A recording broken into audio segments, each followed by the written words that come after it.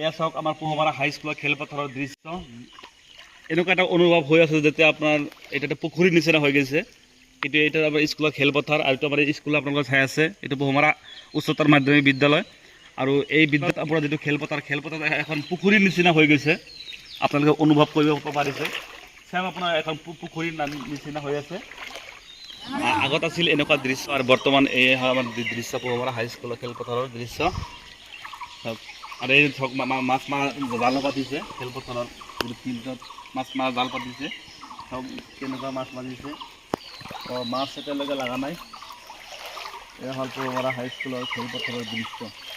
কেনেকৈ এইটো হ'ল আমাৰ পোহমাৰা নদী, আৰু পোহমাৰা নদীৰ এইটো হ'ল মাথাউৰি, আৰু এই মাথাউৰিটো ভাঙি পানী যাই আছে। আৰু এই পানী আপোনাৰ পোহমাৰা উচ্চতৰ মাধ্যমিক বিদ্যালয় খেলপথাৰত যাই অলৰেডি বুৰ খাইছে। দেখা পাইছে আপোনালোকে পোহমাৰা নদীত কিমান বানপানী।